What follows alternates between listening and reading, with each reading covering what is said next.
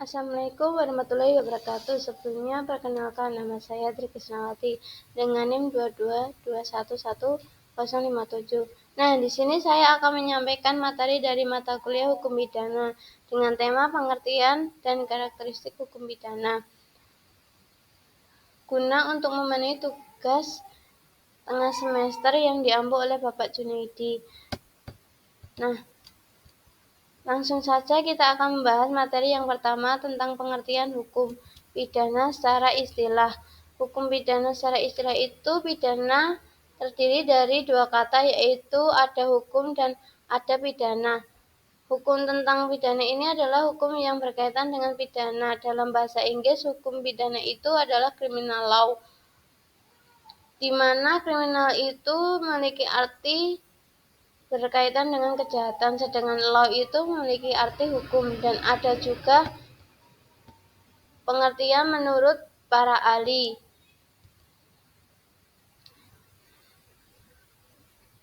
Dan sebenarnya itu ada banyak sekali pengertian hukum pidana menurut para ahli, dan saya hanya memberikan 3 pengertian para ahli. Yang pertama itu Van Hammel, yang mengatakan semua dasar-dasar dan pengaturan-aturan yang dianut oleh suatu negara dalam menyelenggarakan ketertiban hukum, yaitu dengan melarang apa yang bertentangan dengan hukum dan mengenakan suatu nestapa kepada yang melanggar larangan-larangan tersebut. Dengan nestapa itu yang nestapa yang bermaksud bisa berarti hukum atau sanksi yang diberikan kepada pelanggar hukum. Ini pelanggar hukum bisa berupa denda, bisa berupa sanksi, bisa berupa penjara.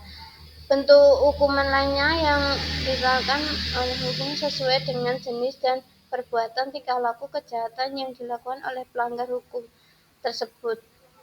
Yang kedua itu menurut Wiryojono Projodikoro, peraturan hukum mengenai pidana diartikan sebagai hal yang dipidanakan, yaitu oleh instansi yang berkuasa dilimpahkan kepada seorang oknum sebagai hal yang tidak enak dirasakannya dan juga hal yang tidak sehari-hari dilimpahkan.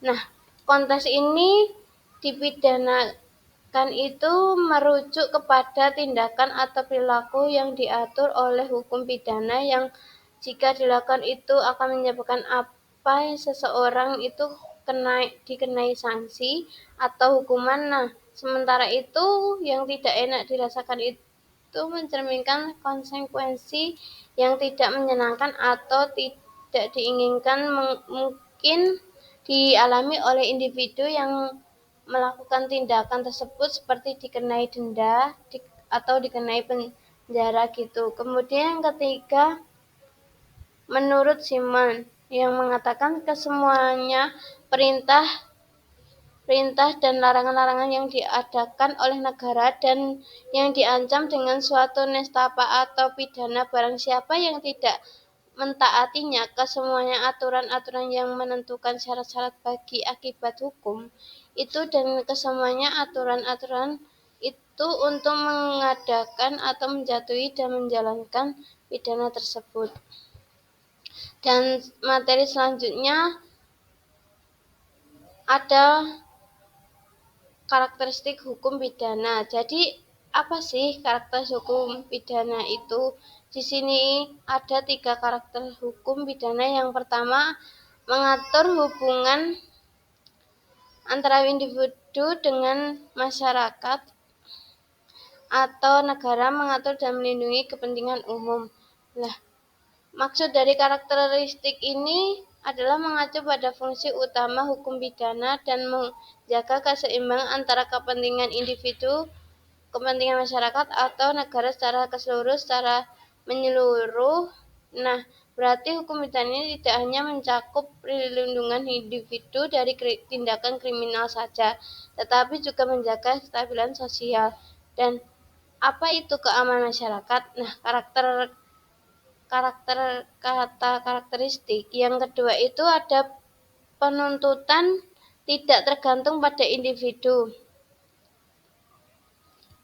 sebagai pihak yang dirugikan, tetapi penuntutan ada pada penguasa atau negara melalui alat-alat kelengkapannya seperti polisi, jaksa, dan hakim. Nah, maksud dari karakteristik yang kedua ini adalah bahwa dalam sistem hukum pidana itu menuntut dan penegakan hukum itu tidak semata-mata bergantung pada keinginan atau kepentingan individu saja yang menjadi korban kejahatan dan sebaliknya. Penuntutan dengan penegakan hukum itu merupakan tanggung jawab negara atau penguasa yang diwakili oleh lembaga-lembaga seperti kepolisian, kejaksaan, dan pengadilan. Kemudian ada karakteristik yang ketiga adalah kedudukan negara atau penguasa itu lebih tinggi dibandingkan individu dalam suatu perkara pidana. Nah, maksud dari karakteristik yang ketiga ini adalah bahwa dalam proses penegakan hukum pidana, kepentingan dan wewenang negara atau penguasa itu memiliki prioritas terlibat dalam apa perkara tersebut, dan dalam konteks ini negara atau penguasa itu diwakili oleh lembaga-lembaga penegak hukum seperti kepolisian, jaksa, dan pengadilan. Nah, mereka itu semua bertanggung jawab untuk menegakkan aturan hukum dan mengambil tindakan hukum terhadap individu yang diduga. Materi yang dapat saya sampaikan kurang lebihnya, mohon maaf jika ada kata yang kurang dipahami. Cukup sekian. Assalamualaikum warahmatullahi wabarakatuh.